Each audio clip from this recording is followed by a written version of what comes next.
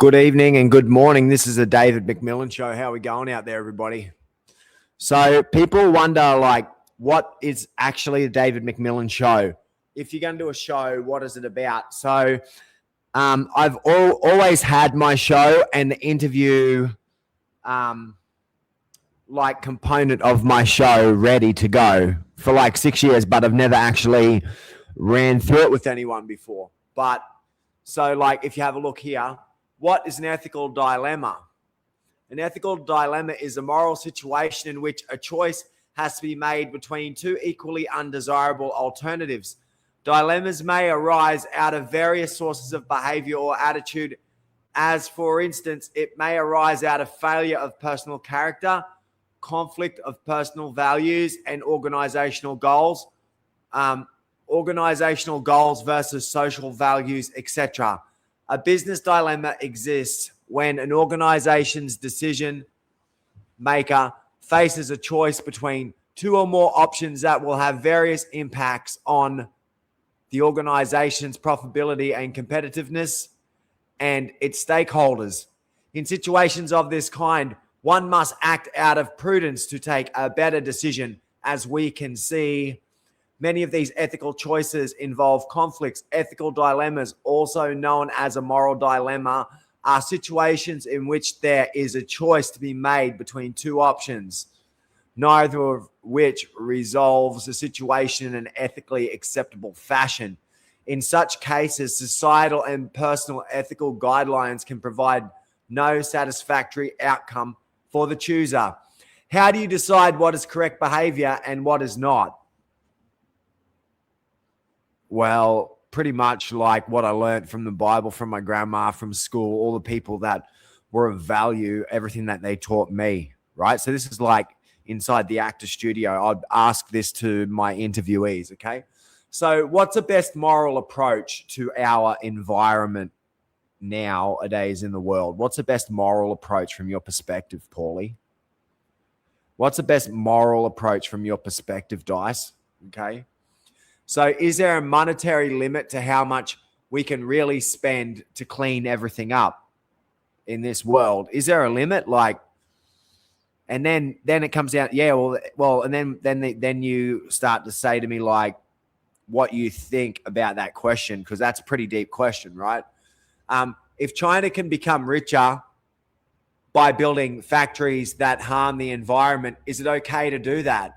Why or why not? Is it ever okay to lie? If so, under what circumstances is it all right to lie?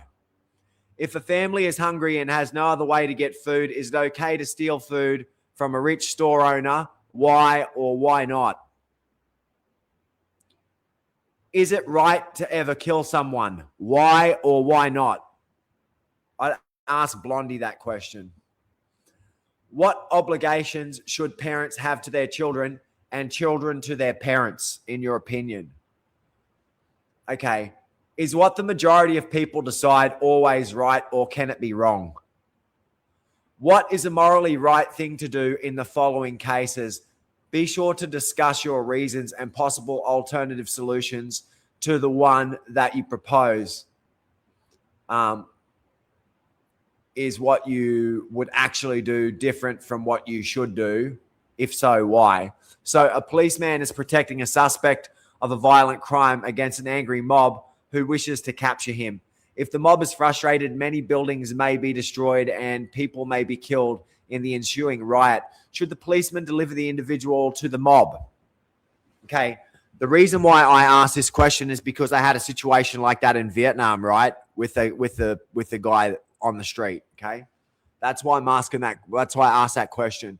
Should the wealthier members of society be forced to pay through taxation for the poorer members? If so, how much? So you can see the government read this and they brought great meaning into this moral dilemma thing, and then they weaponized it against me. But this is like a Bill Maher type of TV show where I'm asking these questions, right? And they're not it's not racist or anything like that. They're very liberal and they're normal questions, right?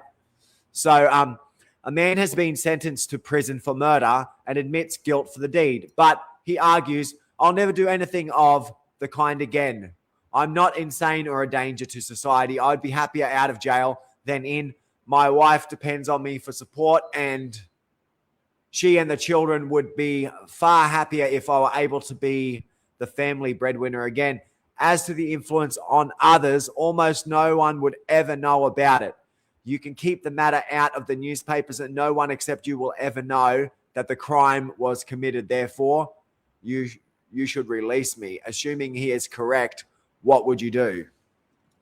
So the police saw this, and then the criminal justice system were like, he's Kaiser Soze. We've got to fuck him up because he's asking these moral questions. He's got an IQ higher of fucking 62, which we've got. A rich man and a poor man commit the same type of crime. The rich man is fined $10,000 while the poor man is sent to jail for 1 year. Is this fair? You are on a country road and two neighboring farmhouses are on fire. One is yours and the other belongs to the new couple who just moved in. Your wife and child are in the home, as are your neighbor's wife and child. You can only save one house. Which one do you save? You are shopping and notice a woman stealing jewelry and putting it into her purse. Do you report her to the authorities? So these are woke questions, really, and they trigger everybody a different reaction in everybody. And from a psychological perspective, you can really read people from the answers to these questions, man. Okay? So you are waiting with a few other people to board a bus. The bus pulls up, and before you can board, the driver gets on and goes into the convenience store to get a coffee. You are the last to get on the bus. Do you pay for your fare? You discover Bill Gates' wallet lying on the street. It contains $1 million. Do you send it back to him? So that's going to trigger like a whole bunch of different reactionary responses from a cognitive bias perspective from the person that I'm interviewing, right? Like people are going to be like, fuck Bill Gates, man. That dude's rich as fuck or something like, or people are going to go Bill Gates or Microsoft. It gets a different reaction, right? It's 3 a.m. and you are late getting home. As you approach the intersection, you notice that no one is around. Do you drive through the red light? Would it be justifiable to whip pigs to death if more succulent pork resulted from this process, giving the consumer of pork more pleasure? You see, so this is what the police read and weaponized this. So this is what I mean. When I say that they are Einsat group and a lot of them here, they're Nazis, they weaponize my TV show questions. So this is a Dave MacMillan show questions. And what I do every day, complaining and everything, it's not the Dave MacMillan show. This is a Dave MacMillan show. Okay? So would it be, why punish the theft of $1,000 more than the theft of $100? Because in Vietnam we do. Okay? Why punish attempted murder less than actual murder? You're on a boat and nearby are two large rocks filled with persons waiting to be rescued. There are 5 people on one rock and 4 on the other. Assume that you cannot rescue both groups and that you are the only one able to rescue either group. Which group do you rescue? You can only rescue one of each of the following. Which do you save? A child or an adult, a stranger or your dog, Hitler or Mickey Mouse, your husband, wife, or the president of Vietnam or the president of the United States, a dog or a hamster, your entire family or the entire canine species, a bottle with the cure for cancer for your brother, a bottle with the cure of cancer for your brother who just gave you one of his kidneys. Are the following acceptable grounds for a person to end the life of a non-human animal? Noise bothers you at night. The wolf is killing your sheep. Its meat makes a tasty dish. You enjoy seeing it squirm. The rats are destroying your vegetable garden. You just don't like the snakes. Your owl, an endangered species, keeps killing your pet hamsters.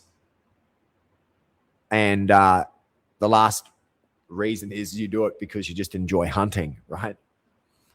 So these are like ethical and moral dilemmas, and they say a lot about the individual. okay? A runaway train is heading down the track towards 5 workmen who will be killed if the train proceeds on the present course. You're on a footbridge over the tracks that are in between the approaching train and the 5 workers. Next to you on that footbridge is a stranger who happens to be very fat. If you do nothing, the trolley will proceed, causing the death of the 5 workmen. The only way to save the lives of these workmen is to push this stranger off the bridge and onto the tracks below, where his large body will stop the train, causing his death. Should you push that fat motherfucker onto the tracks in order to save the 5 workmen, right? Have you ever lied to your mother?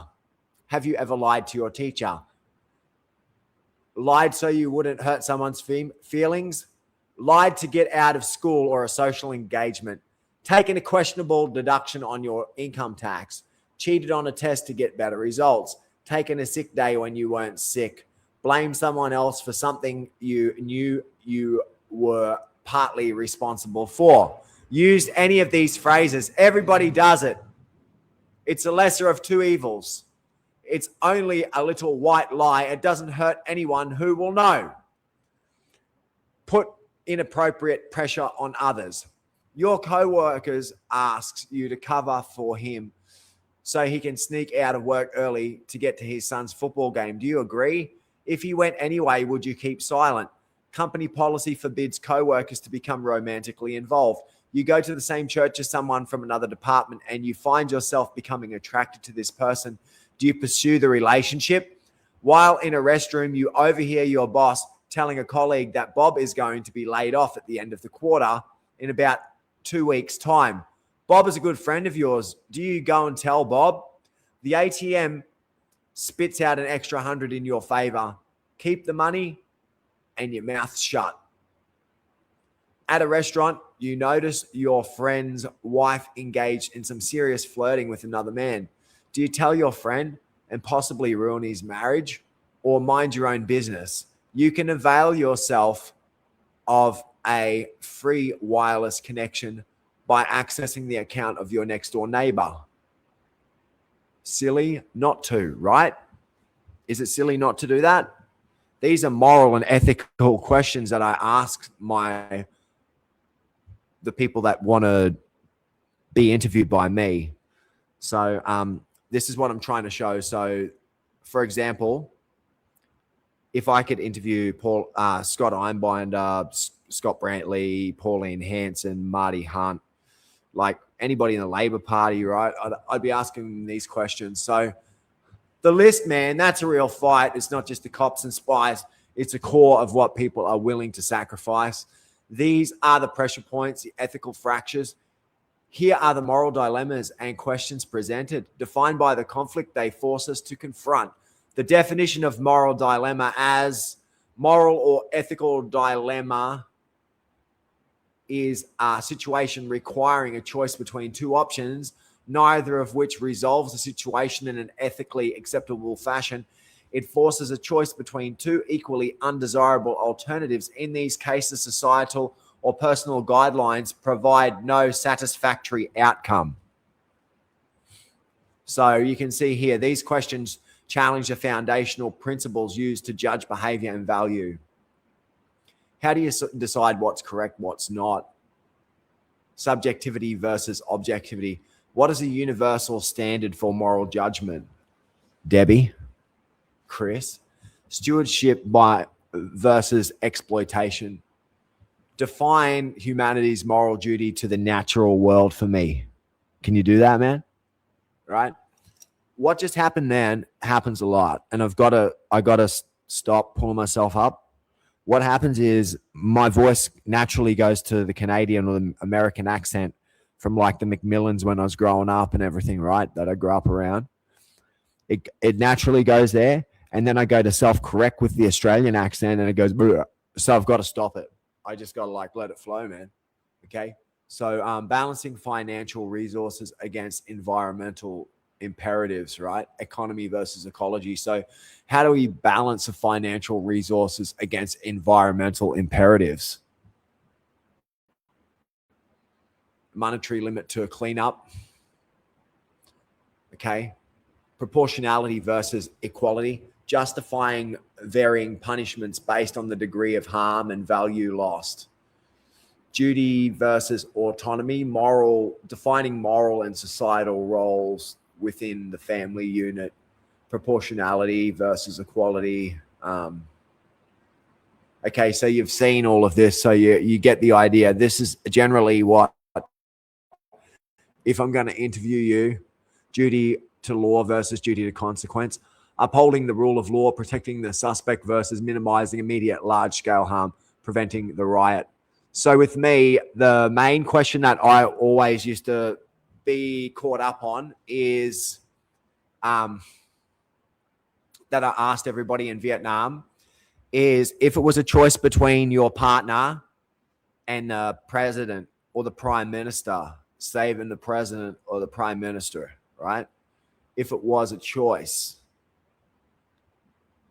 and you would lose your wife by saving the president, would you do it? And I always used to ask that question.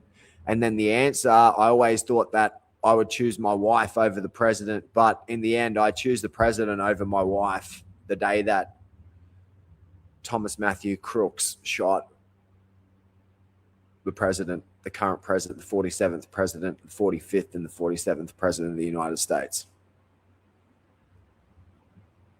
So I trusted the Democrats and I loved them until the day that I was having my dick pulled by them, and then Donald Trump got shot, and then they disappeared for 6 months. Okay? If people say shit like that, Scott Lobedo, right? He's cool. He said some stuff about Mark Ruffalo on his podcast, right? Mark Ruffalo's Blondie's best friend. I'm not fucking, these dudes, they are all from New York. They all throw shit at each other, man, right? So like with me, I'd like to interview Rappaport. I'd like to interview anybody. So when I'm emailing you about playing the Sunny Coast, you may not never physically get here and play, but what I'm talking about is like, yo, do my podcast. I'll get some famous people from the Sunny Coast on here. And then I'll fucking hook up to a proper internet connection and get my friend Lucas to come up here and set it up. And we'll do a proper podcast where people here on the Sunshine Coast are interviewing Andrew Dice Clay or Blondie, and not just these questions, just like general questions. This is just like a rapid fire. These are my rapid fires. So you can see it's like 18 minutes in. I've only asked the questions. I don't have the answers. So it's about 30 minutes, my rapid fire. So I'd like Marty Hunt to do a rapid fire with me where I wouldn't swear or say anything that's politically adversarial, or even with Pauline Hanson, right? This is essentially how I will start my podcast before I continue. So I think I'm going to interview my Uncle Robert over the phone and ask these questions. And then also I want to interview Scott Brantley about his Hollywood career and like his career and a whole bunch of stuff like conspiracy theory stuff that he's into and all that type of stuff, right? I want to interview him and about John Frankenheimer and all that stuff, right? I want to do that next, okay? So the Dave MacMillan show is like all the stuff that was happening was like Dave MacMillan show when Dave MacMillan show was out there. So like all the experimental stuff that Dice does is all similar to the experimental stuff that I do with people. And I see everybody that they don't know that I was famous like 20 years ago. They don't recognize me and stuff. And they don't know that I'm famous now. Like I'm a global superstar, whether or not my country recognizes it or not. And I have been since about 2017, 16. Right. So I love that I have so much support out there. And this is the objective. Like, Dave wants to do podcasts with people. Dave doesn't want to be talking about shit, even with the police here, right? And like with the police women and right, with the men, right? We can be cool with each other and not have any trouble with each other like Craig and I before. Have peace, right? And train and everything. With the women, we can hug it out. We can fuck it out. We can cry it out. Any trouble that we have, doesn't matter how big the mourn and the trouble that we have with each other, we'll argue for 24 to 48 hours and then fuck it out. And then after that, it'll be done. So, it's not like as difficult as you think it is. Like with me, that's how I resolve problems. Like it's not, like even like with my dad, and obviously there's no sex involved, but My dad and I had problems, big problems. And then when I was 24, I went over there. I spent 3 days drinking with him and crying and talking about everything. And then we just let it go. And then after that, we never spoke about anything again. And we were always cool. And that's how you do things, right? Okay. So this is the David MacMillan show. And accept it or not, right? I'm the fucking grandson of that man there, George Bell MacMillan. Okay. George Bell MacMillan, George Bell MacMillan, whose sister moved to Venango, Nebraska and Wyoming and all that stuff, right? Okay. So yeah, this is your captain speaking. I'm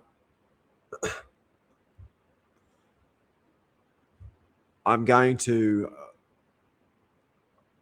let you down easy, everybody. Thank you very much for this. This has been 20 minutes. So this is what I mean. I want to do rapid fires and then vignettes.